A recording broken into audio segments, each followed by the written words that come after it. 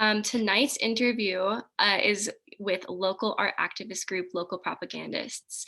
My name is Avery Gregg, and I'm the president of ASA, and I'm joined here today by my vice president, Cynthia Shaw, our faculty advisor, Professor Sarah Hollenberg, as well as many other members of ASA. And I'm also so excited to see individuals completely outside of our organization who are here to gain some insight into the matters of art and activism. The ASA lecture series this semester, which is sponsored by the Fine Arts Fees Grant Funds, are focusing on matters of diversity, activism, and justice work in the arts and museum fields. Our goal for this lecture series is to bring in diverse voices in a time where talking boldly about racial injustices and inequalities is urgently necessary. This past year has brought about unforeseen global struggles, as well as uprooted some systemic injustices that horrifically come as no surprise. The COVID-19 pandemic has indisputably caused all of our worlds to shift and has forced society to face itself head on. The COVID-19 pandemic has disproportionately affected the Black, Indigenous, and POC communities or BIPOC community. Last summer, a string of Black Lives Matter protests arose shortly after the rise of the COVID-19 pandemic. These protests were a call for racial justice, specifically against systemic racism and police brutality. The call for racial justice in America for BIPOC individuals is not a new concept, and this is not a time where the fight for equality and anti-racism can relax, as it holds prevalence in every sphere of our lives. Expression through art is one of the most powerful ways of connecting perspectives, conveying messages, and we all experience art in our own unique ways. The lecture series and our array of wonderful speakers allows us as a community to engage in the necessary discourse surrounding racial and social injustices and how they are prevalent in the art world. Tonight, we are honored to be joined by Local Propagandists. Local Propagandists are a queer-led art activist group that formed last May after the murder of George Floyd. They specialize in screen printing, and their work combines design and activism. As we know, screen printing is a manual process, and this labor not only mirrors, but initiates the labor of activism itself. The Local Propagandists have produced thousands and thousands of prints and have released many different designs. Their work has supplied the hands of activists and fueled inspiration that we see all over Salt Lake. Tonight's event will consist of an introduction given by the Local Propagandists and will be followed by an interview conducted by Cynthia and I. To close, we will hold an open interview session in which you, the audience, have the liberty to participate in the discussion and to voice your questions. During the Q&A session, please feel free to utilize the raise hand button found under participants and voice your questions and comments to the group. That's why we're here tonight. Today, we are lucky to look into how art and activism intersect, how the manual processes of creating activist art initiates the labor of activism itself, and how such heavy, intense, and imperative messages can be conveyed into physicality like sheets of cardstock that are screen printed. Again, on the behalf of ASA, I'd like to thank you all for being present tonight. And with that, I will hand things over to the Local Propagandists. Wow, that was a great introduction. Yeah, thank you so much for having us today. I'm Taylor. I'm Tally. And then we also have Tressa in the room with us. That's me Zoom over here. room. Hi. Perfect. Cool. I think you said it very well for us. We're members of a BIPOC community trying to better it through activism. Mm-hmm. Yeah. And that's who we are. There are many, many, many other people who helped during the summer and continue to help, whether that's they're submitting designs, they're distributing posters and apparel to local businesses, so that way we can still distribute the items that we make. There are a lot of people that not only support us, but help work with us as well that aren't here today. So we're going to be talking from our personal perspectives about how last summer went. Yeah, thank you. Mm-hmm. We can get started with some interview questions from Cynthia and I. And one burning question that I have had for such a long time about your work is, Well, I was wondering if you could speak on the intersection between art and activism itself and the challenges you face when depicting such urgent matters visually, because that translation from something so prevalent and so serious onto a piece of paper can be super hard to do. And could you talk a little about that? Do you want to go first? Yeah. I think it's like a matter of like when you do research, the idea comes pretty easily of like how you need to portray a message. And art is like a language that like we know how to speak. And so, you know, it takes out like the pretentious tone or something when you can just give an image for someone to visualize and remember in regards to a certain issue. I think for my creative process and linking that into activism, um, it kind of feels like my heart has to break before I can even like go any further as far as transferring like what's going on in my head and my heart onto paper, then onto a screen, or and then onto a t-shirt or poster. I think that happened to a lot of us this year as far as learning um, how ingrained like systemic racism is and like the eager fight to fight it and change it. So I think with meeting with family members of victims of police brutality broke us completely, and we could relate to them because, you know, we are part of a like marginalized community, but we do have the privilege of having this space and making the artwork and having this experience. But yeah, I think heartbreak for me came first. And then how do you translate that to amplify their heartbreak as far as like the family and relatives and community go? Yeah, thank you so much. So sort of a like a segue off that same question, it's kind of similar, but you guys posted a while back a quote on your Instagram which felt really like embodied the work you guys do, and it's by Tony Cade Bambara. It goes, "The role of the artist is to make the revolution irresistible." So how do you feel your organization uses visual language and graphic arts to create images that serve as stand-ins for social justice issues and make revolution irresistible to people? I think it's easier to consume an ideology if it's um, like in the form of art, you know. You know, not everyone has time to read theory or doesn't even know where to begin to like read theory. So when you give something someone can bounce off of, like our poster, "Abolish Racist Gangs with Badges," that you know at least a starting point of where you want to research, like what is right there. What does that exactly mean, you know? And then even if there's not like a punchy line, that image is going to resonate with you.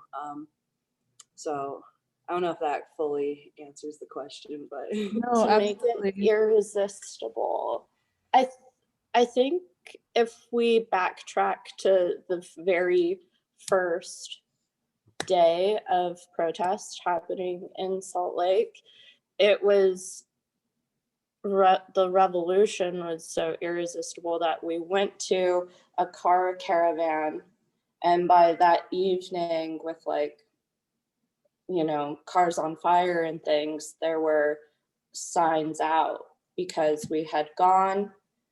We were like, oh, like this is happening right now. All ran back and then started printing. And then we're handing out wet pieces of paper by that night, and it kind of didn't stop from there.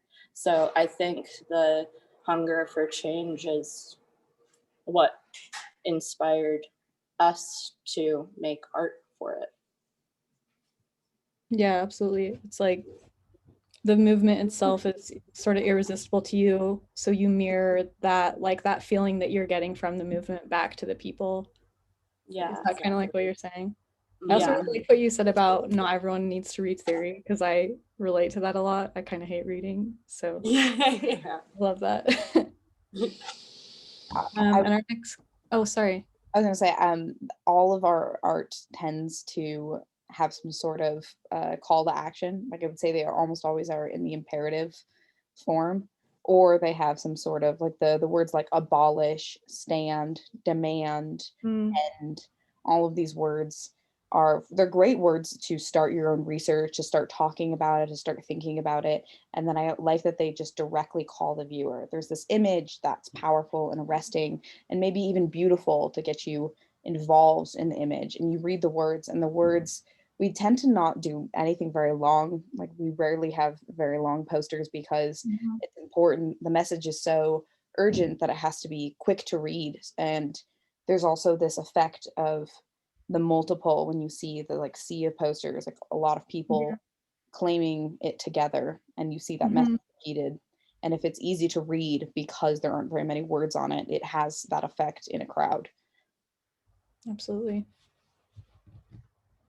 Our next question is, who are some of your favorite artists and activists? Which people have inspired you all the most? There, it's a hard question to answer because there are so many people in the world that inspire us, but Tally has a couple that they want to share. Yeah, there's like some obvious people for me, like in history, like Emory Douglas, the artist for the Black Panthers. He's very striking to me. The way he bridges the gap between like art and activism, I think he does it beautifully. And he like, you know, like he was the origin of like calling like cops pigs, you know, and that's still to this day. But like I'm even before I started bridging the gap between art and activism, I was always incredibly inspired by members of my community, like Robin Banks, the way they can take such ugliness and then put it in a cute picture that's like abolish these wacky racists, and it's like that sticks with me. Or I don't know, my friends Nick and Shlee, they have like they I think are a definition of what makes the revolution irresistible, and you can see the Definitely. genuine feeling behind their art. And it's just a lot of my community is like that, and I just, when you want to give up, you just kind of look around and you just Yeah, and you feel, see your you know, uplifted. friends. Yeah. Yeah, they're your friends doing, similar things, or you believe in them, so much. Like Ella and Danae are very great artists in our community as well. And I think that they definitely all of these people have paved a way that we can at least try, in our own way. I'd like to echo Danae Shandine in particular. I'll drop her Instagram, and maybe you guys could put Yeah. Schley as well, because, and honestly, you and Taylor and Dolly, like you, everything that you make is so inspiring. And Same to it's you. also the specific involvement in the community. Like a lot of the conversation around art and activism and justice and art was really kicked off by a post that Danae made about the way that murals in Salt Lake, whether or not they actually reflect the community authentically. And there was an incredible conversation that came out from that. And I would just, I believe it's still up on her Facebook, this the interviews she did with a variety of people. I would check that out and look at everyone who, it's a really important conversation that's super specific to the way art happens in Salt Lake. So I definitely check that out. I also really like this guy, Trey Seals is his name. I'll send his place. It's called Vocal Type. He approaches specifically typography and use of type from like a informed historical perspective. He's rejuvenating a lot of typefaces that were used in the 60s for activism, and he's a really big inspiration to me. So come out. Yeah, that's awesome. Thank you so much for sharing those in the chat as well. The next question that I have is, what are your plans for the future with your art and coming this summer specifically? Are there projects that you want to get more involved in or less involved in, and in what ways? And does that sort of follow the thing that you were saying before about like the promotion of action, about like putting your posters into the imperative? Do you see yourself progressing with that? I think to try to plan in the future and to try and have an idea of what we're going to do is hard to answer, only because it started so organically. Like, we didn't think that anything was going to come of it. We just felt the need. We all got together, and then we, tried to execute it in the best way possible. And I think what will definitely happen in the future is that we're still going to continue to learn how to do this. And whether that's as a group or as individuals. I know as individuals, we're all very passionate about social justice and activism. So I think it ties into another question that you want to ask is, how do our personal identities tie in with LP?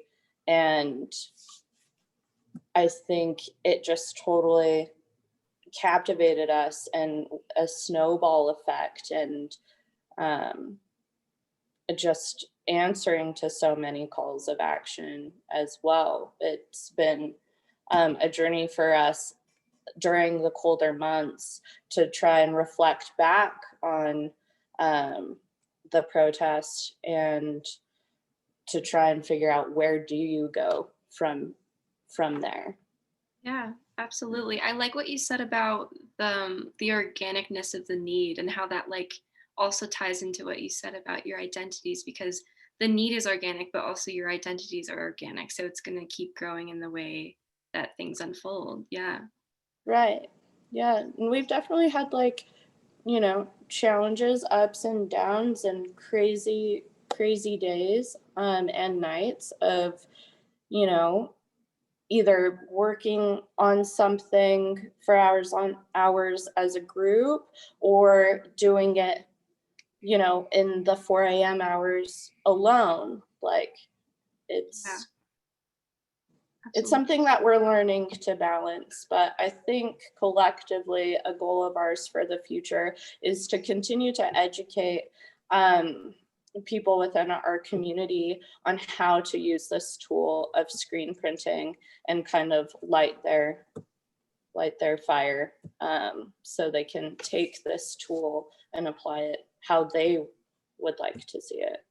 Yeah, absolutely. Thank you so much. I was hoping we could dive into a question, sort of get more about like the structure of your group, because you guys are a group made up of multiple people. So who in the group performs what work? Do you all share in the creation of designs, or do you come up with them as a group or as individuals?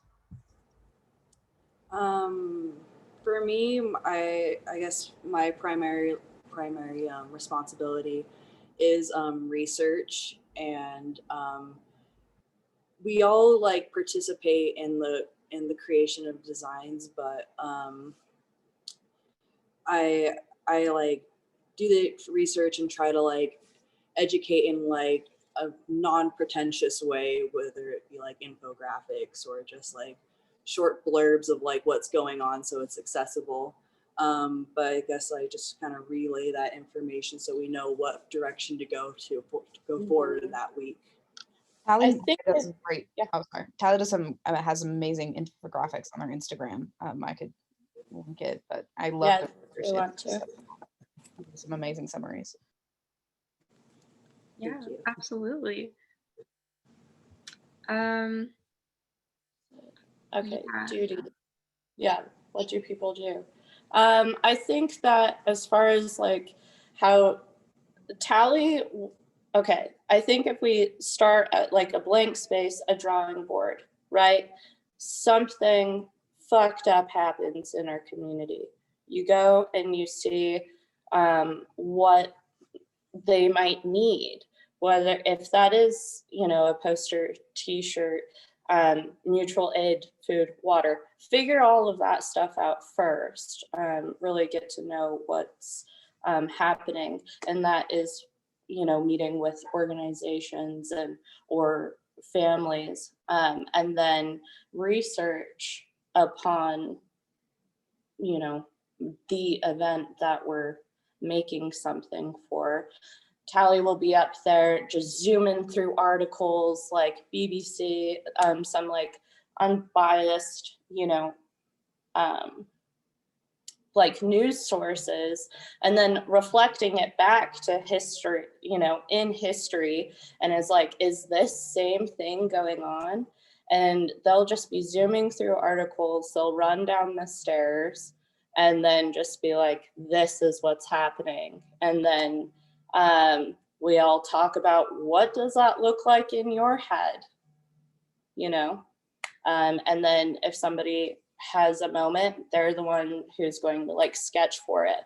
And then another person is burning the screen, and then another person is printing it.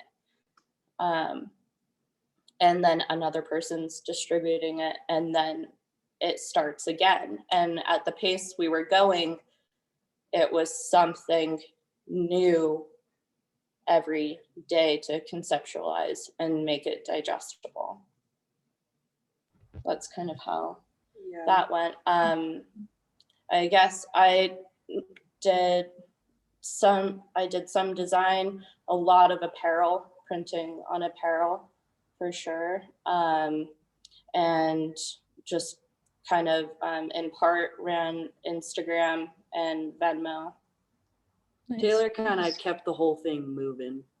They're being humble right now, but There's Taylor's so many moving the parts. There's, machine like, that the we money, run the off of. supplies, who needs what. Like, our Instagram gets an unbelievable amount of messages running through that. That was Taylor who was managing it for the most part, because a lot of this is, of course, happening in response to community events and community like actions and other organizations. So there's all of these moving parts, and Taylor did a fantastic job organizing. And I think it's like responsive to our needs as well. Like, she's not here, but we have other people who are great at printing, obviously, who do a lot of the actual printing. I am immunocompromised and live in an immunocompromised house, so I do a lot of online designs from my house. I've only actually done printing a couple of times, but it's super rewarding, and I'm excited to do it again once I'm vaccinated. So. Which is amazing, because Tressa definitely makes beautiful things, also does extensive research behind it. And with Tressa being at home, it's nice because we have Omri. She's not here right now, but she is definite muscles in Print goddess for sure. Omri has beautiful biceps. See. Anyways, we can go on about how we love her, from printing. but she holds a lot of the paper down. I mean, we teach about 3 times a week, a different person each time, and in turn they make the prints. But pairing Omri and Tressa in a way of Tressa designing and Omri printing, it was really successful. For a lot of designs, it's been very successful. Omri prints beautifully, and then that helps me with my health needs. Thousands. She went up and continues to go above and beyond, and can easily do like 200 to 400 in an hour. Yeah. She's one of the most really learned too. And she just learned in June, beginning of June. Yeah. High quality prints too. She has an eye for perfectionism, so all of her prints are a labor of love, and she really cares about the quality of every single individual one. Wow, that's astounding. Like, that many prints in an hour is so like taxing. Like Anyone who's done printing, you know that number sounds yeah, crazy to you. absolutely. That's insane. And I feel like the next question that I have like definitely segues off of that. And it's such a loaded question, but it's like, what are the biggest challenges that you face day to day in your work? Keeping up, dude. Like I'll have this idea. I'm like, okay, this week I'm going to focus in on like homelessness caused by systemic racism. And then like 30 minutes later, it's like BBC buzz, like 20 million things are happening around the world. And it's like, I can't keep up on this research, you know? But for me, it's just like keeping up because you know, doing this, your heart has to be in it. And so you feel like a sense of guilt when you can't get to everything, you know? Yeah. And so that's what it is for me personally. Yeah, the world is, especially right now, just so overwhelming. Keeping up with it must be such a great challenge, especially when you're at the same time doing something so laboring. Mm-hmm. Mm-hmm. There's Yeah. sort of this, in order to make a print that actually resonates and is concrete to the issue, you have to understand this huge issue and you have to care about it in your bones. But then you just make one print and then you haven't said enough on it. I mean, you can make one great print, but it's only one print. And so it requires this whole like suite of prints. And it can be really overwhelming to not feel like to only express one of the ideas of the 10,000 ideas you have running around your head that are like crying out from your heart and from everyone else's. It's very psychologically difficult to engage in the work repeatedly, but it's also feels like you need to because of the fact that there's so much to express. Yeah, absolutely. I wanted to just like throw it back to the previous question and say I really appreciate how much you guys talk each other up and how you just sort of took turns like going off about how great you all are, and I don't know. Yeah, It's every day, all day. I love these guys. Very And I supportive think environment. that's definitely needed Yeah. to be when you're trying to make this work. You have to love on each other and build each other up. Like there are so many people here trying to keep morale for us in this hot ass room, busting out thousands of prints that we have to be somewhere in like 20 minutes probably, and just, you know, trying to keep everyone happy when we're making art for people who have been, you know, murdered in our communities. Like how, but luckily when you're on the press and when you are screen printing and you're pulling that ink, you can get in a meditative state. And I think that as long as we had shit to print, we could get through it because you're sitting there pulling and you're thinking, and that's the only spot you can be in. So that part of the process, I think, is how things came to be because we had to take moments unto ourselves. And sometimes the speaker was just bumped up and everyone's, you know, flowing and making a lot of things in such a little room. Yep. I don't remember where I saw this, but I saw someone say that like awareness without action is just like despair and paralysis. I don't think there's anything more accurate than that, of like really being aware, really understanding, and then not doing anything is the worst state to possibly be in. And what's great about printmaking, like Taylor was saying, is that you just take action immediately and it's repeated and it's physical and then it's concrete when you take it someplace. And that's kind of the only way to survive the whole situation. Yeah, it's almost like the amount of physical work that you put into it is exactly the amount of work that you get out of it. It's like a feedback mechanism. Exactly.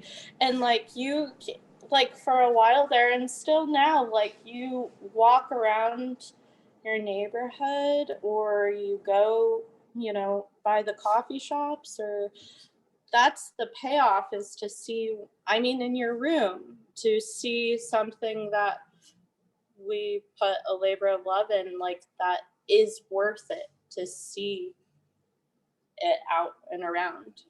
Yeah, absolutely. And I think the idea of that circulation is super interesting because your work is produced in a cycle and then it's given to people to be used as activism in a cycle, and then they give it to their friends to use, or they hang it on their wall, or they put it away and then they pull it out again, and it's this constant circulation, like moving, and it ties directly into the process of making it in the beginning, which is super interesting. Right. Thank you. Okay, we have we have one last question. Sorry, I was reading a direct message from someone who said they have 11 of your prints in their house. It's dope. That's more than me. I forget to grab them. I'm like, damn it, do I have to make it again, or is that just that? Yeah. So we have one last question, and then we'll open it up to the audience, and anyone can ask questions. So our last question is, how best can the community members here today in this Zoom call best support the continuation of your work?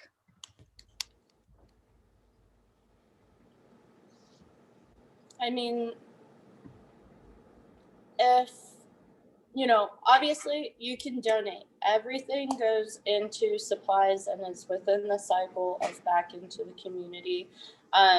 You can do that. I think that also, if any of this inspires you at all, what would help is that if you believed in yourself, that you can also do something like this.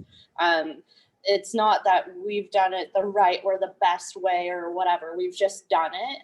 So if any of you in the room want to and feel the need, you should, in whatever medium you practice.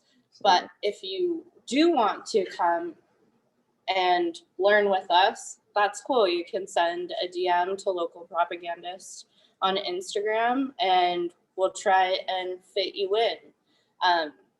We do usually just do like 1 or 2 people per class, so it's, COVID regulated, but I think that's a couple ways how you can help us and support us. I'd like to add to that. So our one of our missions is to just uplift people, the BIPOC members of our community. Because we have it's a lot of privilege to be able to have a shop, rent it out, dedicate your life to doing art to a cause, and it doesn't feel quite right if it's all your art, I'm pretty white presenting, and it's there's people who don't have their voices amplified, and that's one of our missions here, is to give people an opportunity that we were so graciously given. Yeah. So if anyone wants to also help out, send a DM of someone's Instagram account of someone's art or whatever, and see if they want their voices amplified, because that is something we'd be overjoyed to do. Totally. Yes, Totally. if you know of art that you want to be local propagandized, send it. And Taylor, you actually brought this up several months ago, but there was a protest that happened at the University of Utah against interpersonal violence and the way the university has been handling gender-based violence, and about Lauren's death. And they actually made their own posters for it, and they plastered the entire surface in their own with those lavender colored signage that they had made.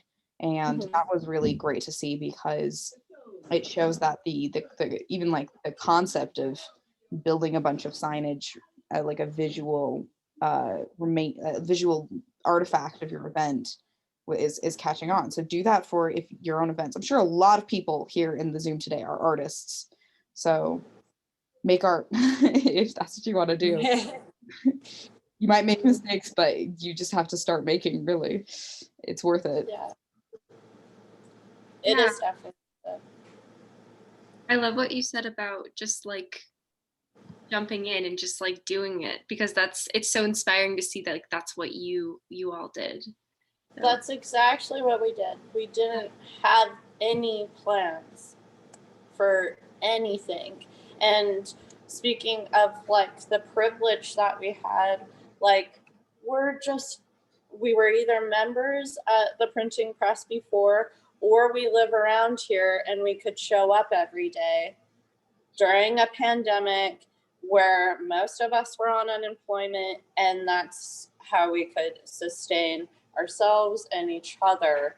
And you might not have like the things you need at home to do this medium, but to take it in your own direction, you should, for sure.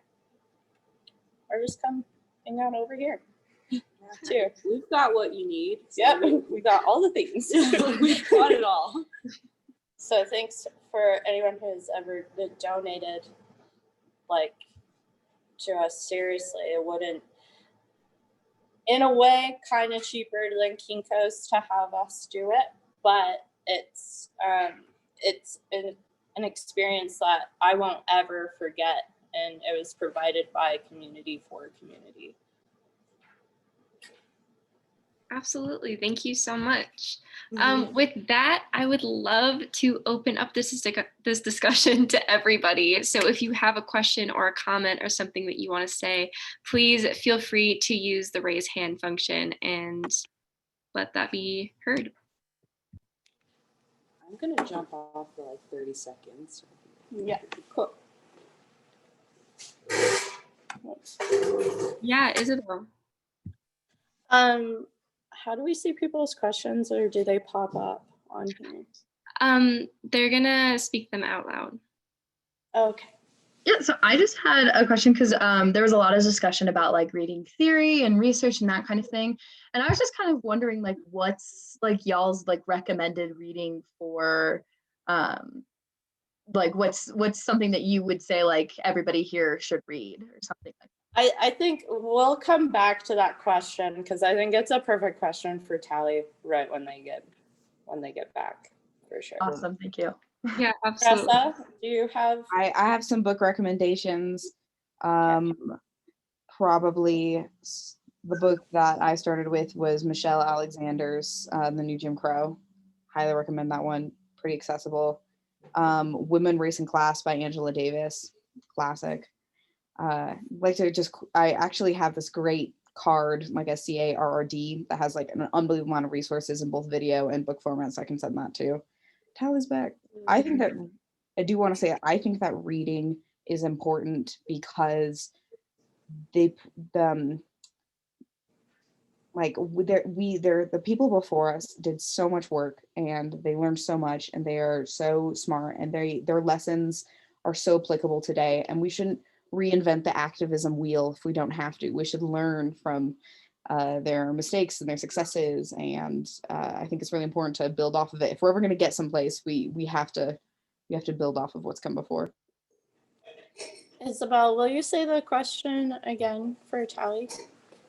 Yeah, I was just because there was so much talk about like theory and research and stuff. I was just curious about like what recommended readings you guys would have. Oh, dude, that's my specialty. I think like history like is so important, and I think like diving into like the history of how this country was formed is like so telling of what's happening right now. And I think a wonderful resource for that is Britannica. They're very like unbiased. And then I don't know if I should plug this, but Library Genesis like can give you the hookup on like scholarly articles if you don't have like the privilege of like having those like free articles if you're a student. Yes. I think that is like super important. And like always keep up on the news.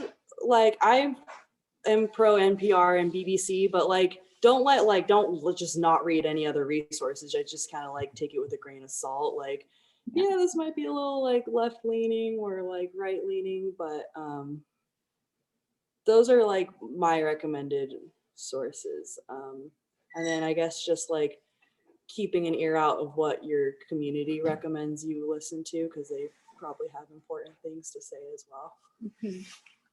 Another note about Library Genesis, there's a place called to the Internet Archive. You can find a ton of things there, and also pretty much any academic. If you just email them and say, "I'd really like to read your paper," they're going to email you a PDF. They don't make money from whatever place selling the PDF. So if you just email them if you want to read it, they will be happy. And honestly, every academic that I've ever emailed is super excited to talk about their work, and they'll answer any question you possibly could have if they're writing it in a really dense or jargony way. So I recommend just emailing people, talking to people, DMing people.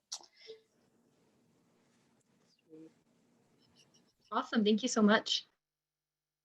Yeah, thank you. Isaac, you have a question?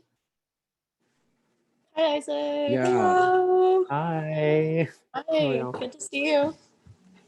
Good to see you too. So I wanted to ask, out of the hundreds of days of like protest and the hundreds of like hours and stuff that y'all put in, are there like moments do each of you have like a moment that like really sticks out that like you'll never kind of like forget? That's such a sweet question. Yeah. Aww. Because in this process of, preparing for this interview, it was like flashes of days and how we even got through it. What's one of your favorite days? Oh, dude, it was like kind of recent. Honestly, it was. I was just talking about like just politics and stuff, and then someone chimed one of my catchphrases that I put on a poster, and then I was like, "Oh my god, it's working! That was the goal." And so that happened like a month or two ago, and so I think honestly that there's like it was littered with beautiful moments, but for that like that validation of like it's sticking with people's heads, that's what did it for me.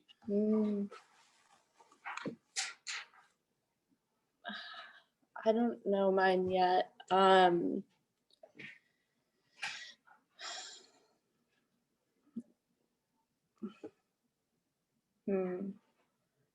mean, I think it's just kind of wild to see hundreds up to thousands of people wearing a shirt that you either designed, made, or printed. Yeah, like you guys. I think it's just wild to see it in a big group, and it's also crazy to see it at the grocery store, but I think one of just bonding here has been the greatest, time of life for me. Just being able to see a giant group or like a building get plastered, with posters like 7 days in a row. And how did we even do that? Like with everyone, the entire community being involved, and that's how you do it. But I don't think we slept.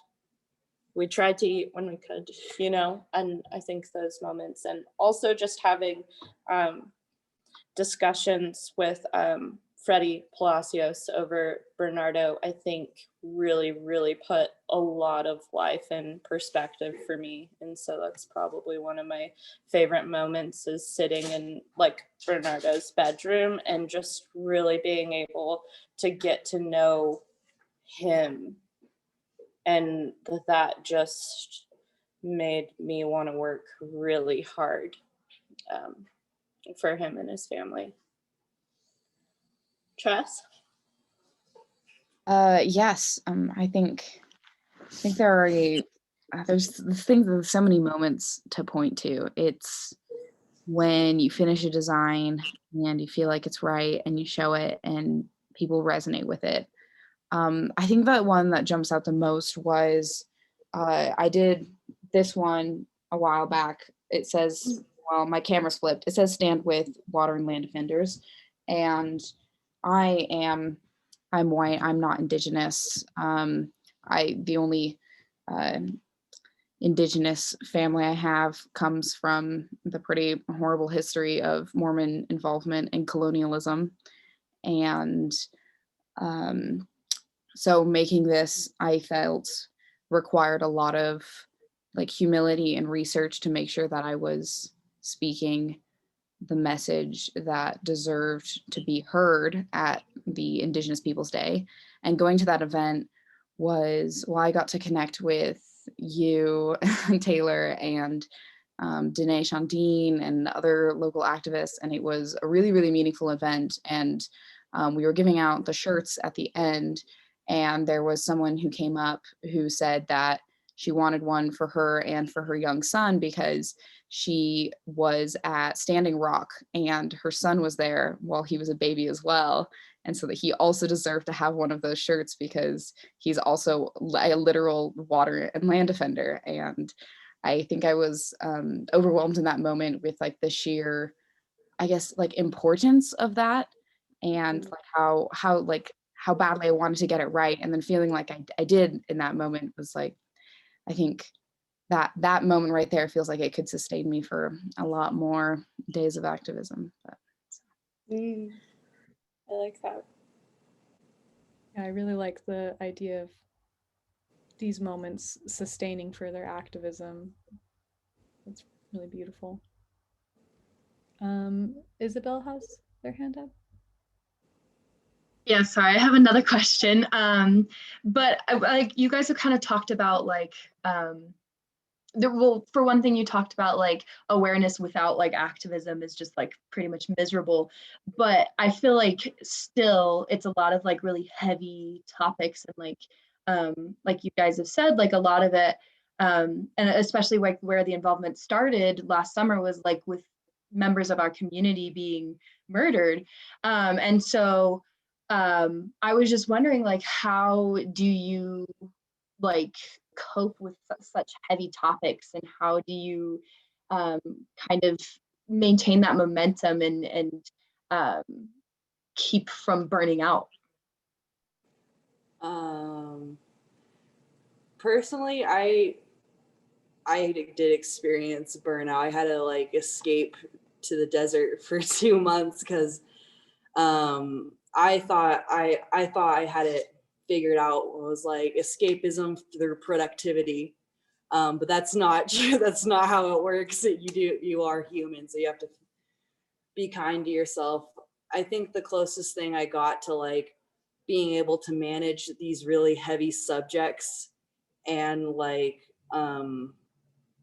just like work through it was having such like a kind, empathetic group of people to like confide in, like with judgment free, just being able to like, I don't know, me and Taylor have like woke up crying and we had each other when we've like, I don't know, when we Had got like the verdict, nightmares, yeah, or the verdict. when we heard the verdict of like justice for Bernardo, it felt like, or for Bernardo, we felt like there was not many people we can confide to outside of our group. So we had to like confide in each other and like cry on each other's shoulders. And if I didn't have like Taylor, I don't know. I think the burnout would have can't come like way sooner. But I was just about to say the same about you. I feel like we've had each other's backs every step, every day of trying to be of use to our community. And if I couldn't, and also all of my other close friends, but if I couldn't be vulnerable and authentic and feel, it feels terrible, honestly, to look at Bernardo's face, to look at Darian's face, Giovanni's face thousands of times. Like it really, it does not feel good. And then you're sitting there thinking about, okay, how can you actually create more change that's not on this piece of paper? Like when I walk away from this, how can you create that change? But if we didn't have our, group and people, stopping by and saying hi, or stopping by and dropping off tamales and Gatorades and water and providing, emotional support. Emotional support and playlists, like I wouldn't have survived. And burnout is real. You could probably see that, maybe via Instagram or from other things, that after, September, October, we were really feeling, it all. We were just like, what just happened? We needed time to process. We also needed time to be apart from each other as well, and try and come back into our own selves so we could show up for ourselves first, and then show up for each other again. And I think it's important to touch on burnout because, I mean, I was ill, very, very ill for a month. I couldn't get up. I couldn't do anything, and it was heartbreaking. And I felt guilty at times, for not serving somebody else. But in those moments, when we are burnt out and we can't pick each other up, that's when we were just like, okay, we just need to breathe for a second. Yeah. Ian. I loved hearing about your creative process. So thank all of you. I wanted to thank all of you for talking about it, but I did have a question.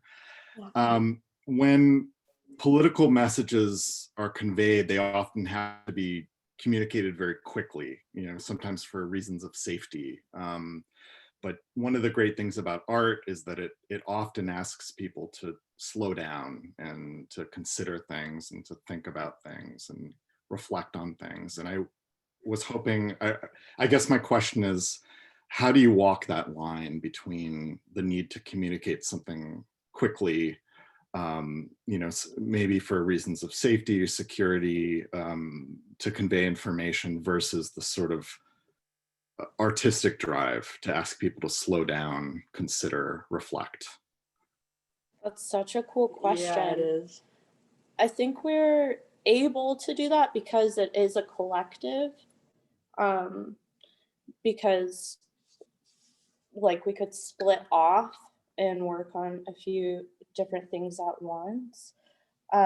What do you think of that question? Like how, because we did move quickly, and I mean, the second, we did like the charges, when the charges were coming out for the J9 protesters, and those were coming out, and we had already made art about how SimGil sucks, right? So then to like comprehend as like artists as well, that somebody could potentially go for life over paint, that resonates as in the artist's perspective.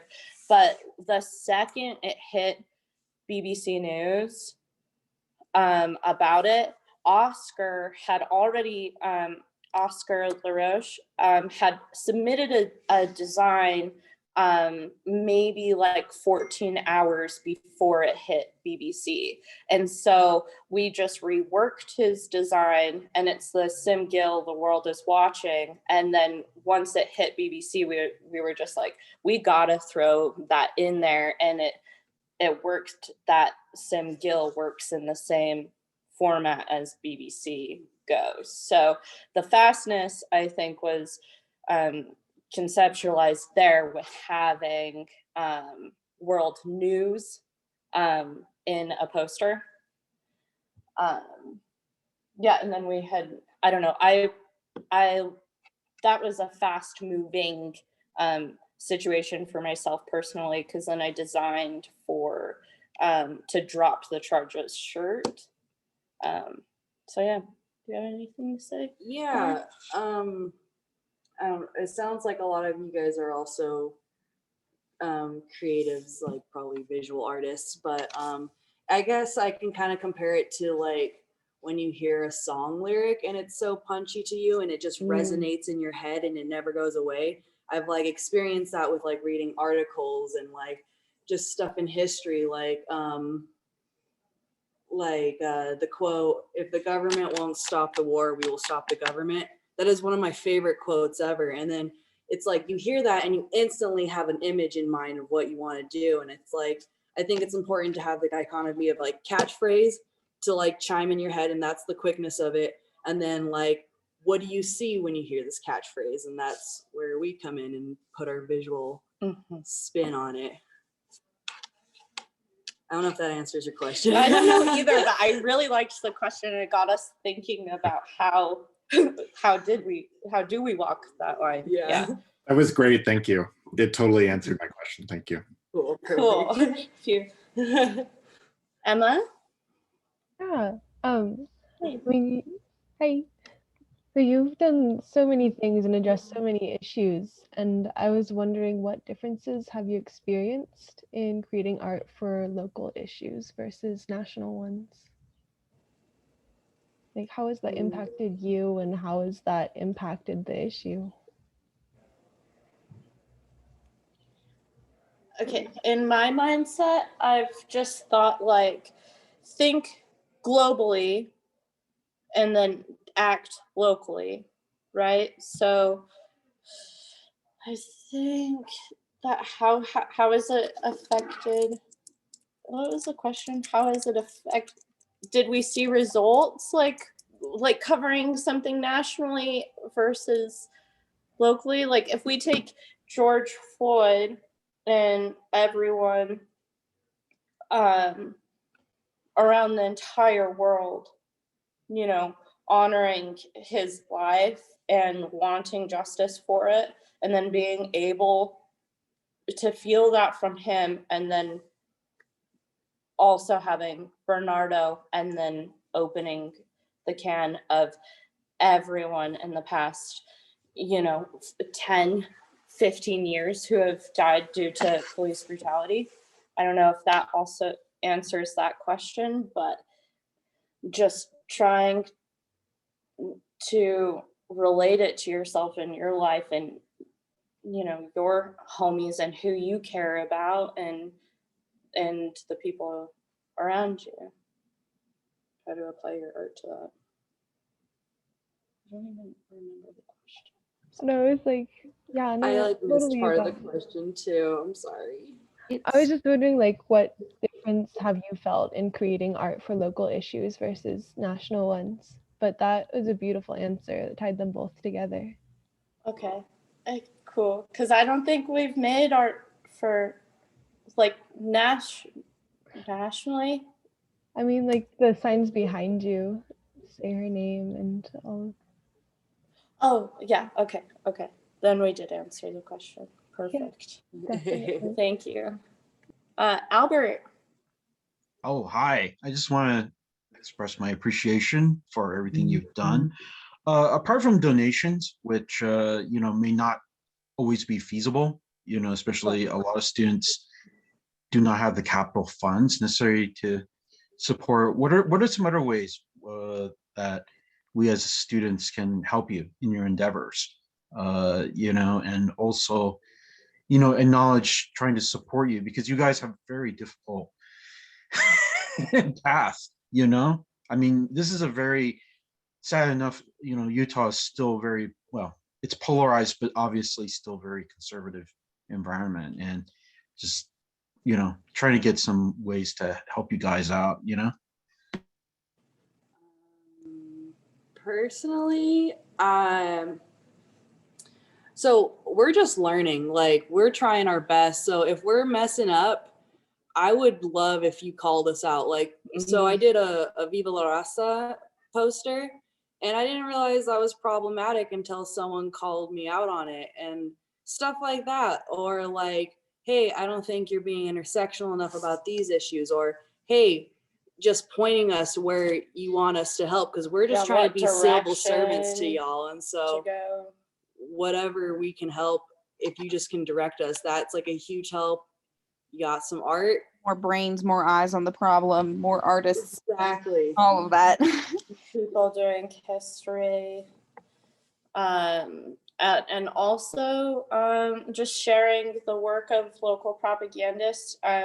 Since I mean, and if you want to support us as individual artists too, just sharing either our activism work or individual work.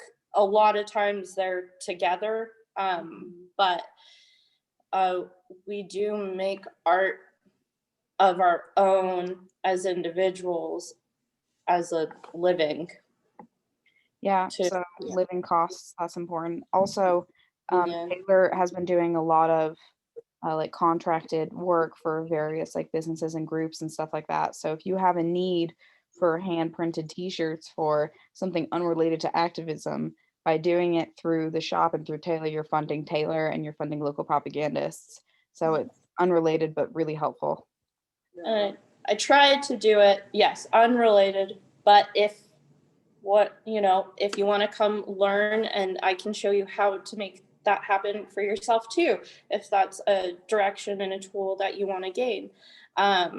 But yeah, like we did with local propagandists, as far as like finances go, it was pretty much like $5 made 50 posters, because that's what it did. So I tried to mirror that in my personal life as far as trying to keep like a very low price for what I do, because I feel like that's only fair, because I wouldn't know how to do this to sustain myself without the community support in funding this project, so we could all learn how to do this together. By the way, we have a very, very great patient mentor that never wants to be mentioned or credited, but he's outside now. But he taught us everything to know about screen printing, about Photoshop, about Procreate, About life. about life. That I don't know how that he means the world to us, and that's how we're able to have what we have in our life and at the shop. But yeah, how can you help? Do your thing. Show up for your community. If you want to swing by, you can. You can always send like a DM, and just do you and do what you feel is best for yourself and what could be best for others. And holding us accountable is the one thing that you could do, like from home easily. Talk to us about it, about any We won't get issues. angry. No. We'll appreciate it. Yeah, well, So- thanks for your support. It's just really hard because I can't attend protests. I've already have almost been killed a few times. So, and there's already been like death threats. So I really cannot, show up to any protest. Albert, I know, are you you're trying and successfully doing like virtual gallery shows with Oh yeah, but offices. I'm also being tailed by alt-right groups too for my research. So, I have to be very careful during my last Yeah. 2 years. You watch out for yourself, because we totally understand that part of Oh yeah, this being Asian situation. American is pretty hard nowadays, and it's getting worse. Well, is there anything we can do for you though? There's not much one can do to stop when person with the AR-15 wants to walk around. I mean, I just have to be in hiding as much as I can. And sorry, but I want to be supportive of your work. I'm trying to collect all your work, and hopefully we'll get to contextualize You being it. here is support enough. And we well, do thank you. see your messages, by the way. Oh Even yeah, if I well, respond like 3 weeks late, I'm sorry, but I do see you. no worries. You are very busy. You probably are doing way more work than I am. So But it doesn't need to be measured that way. But you just try and keep yourself happy, however oh yeah, your mechanisms are, I is do appreciate support it. to us too. Yeah. So Well, if you know, someday if we get around, I would love to get a poster when you have something about anti-Asian hate and it's increasing, yeah, impact. we have Oh, them. oh my gosh, I need to get it. I guess I better go to Yeah, Cahoots. we Okay, have them. yeah, if you can drop off, I would love to get some more of your work. If you want to drop it off, it'll be at Yeah, Kiln. we And at Cahoots, yeah, okay, Boostique, and Time and Place okay. typically carry our current stock. That's if we find Yeah, a right to I'll go do that distribute then. them. But Okay, I'll because I yeah. tried going to Vice and Este Pizza, and that Mm, did not end up very well. So anyway, thanks for gotcha. that. I'll go to Yeah, Cahoots. They're the closest to where I'm at. cool, good. Anything else? I Are think we we at have Oh, time? thank you, Isaac. I think we probably have time for one more. Roger, do you want to go? Yeah, hey, I'm curious a little bit about with the work that you do that's explicitly political versus I'm assuming you also all do art outside of explicitly political stuff, how the two compare if you already spoke a little bit to the idea of accountability and maybe screwing things up sometimes, like the difference between I guess feeling like there are things that you wish you could revise, and if how that compares making an explicit political statement versus just like a creative artistic expression. Hmm. Like the pressure, like what pressure we may feel behind it versus activism and not political work. I guess Or as an example, sort of like so if I write out some thoughts and then read them a couple weeks later, sometimes I realize I wish I had phrased it very differently.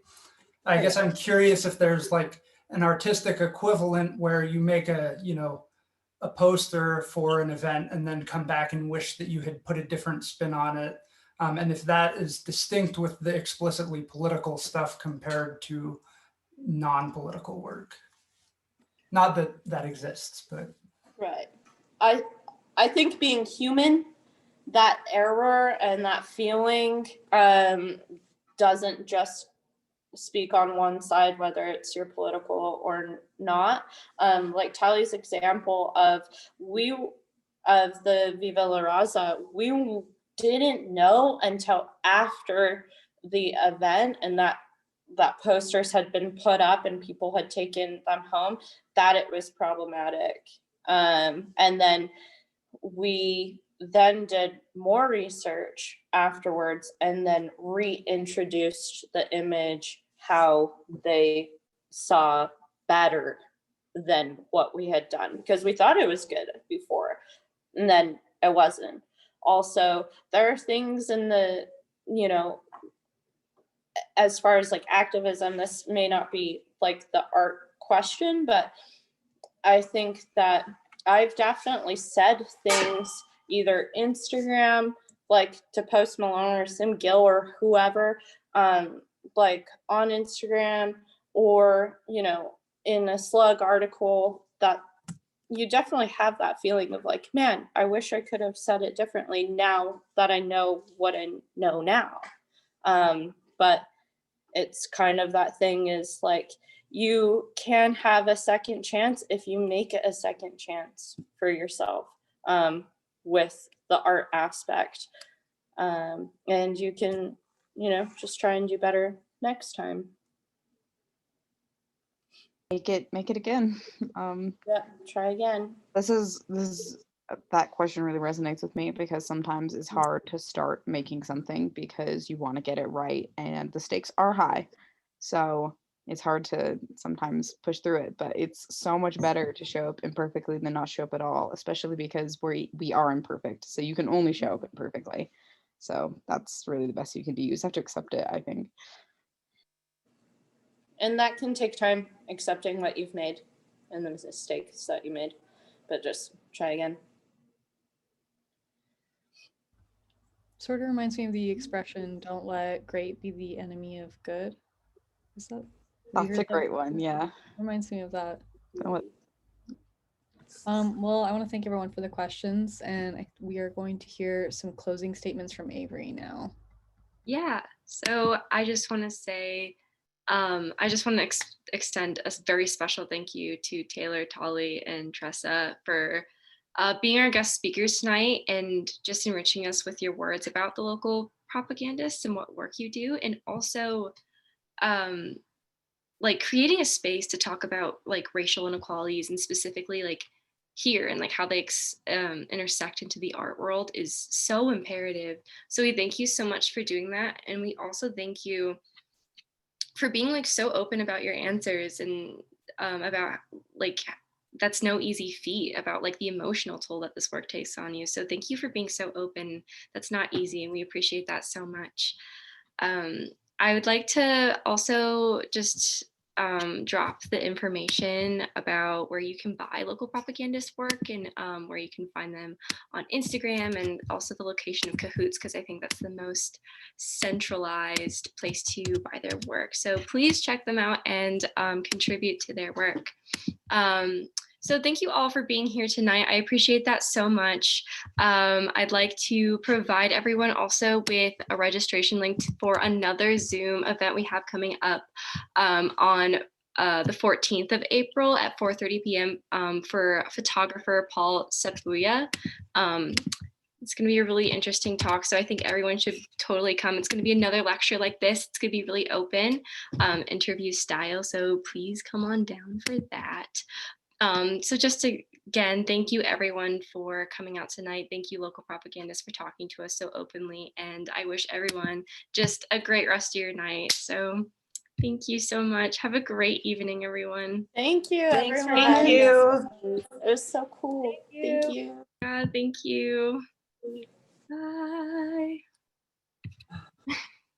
Also, if you guys know of like a business kind of more on the west side that we could probably distribute signs to, that would be really helpful. Totally. Yeah, if you guys can send us like a DM of maybe you know somebody or someplace, so that we can spread it out a little bit further. Absolutely. Well, yeah. Thank you guys again for this opportunity. That was really, really nice time. Yeah, no, thank you so much for being so open and honest with all your answers. Like that's so taxing and so much to ask for. And I think everyone really benefited from creating this space. So just thank you guys so much. Yeah. Well, I hope you all have a lovely evening. Thank you so much. We'll talk soon.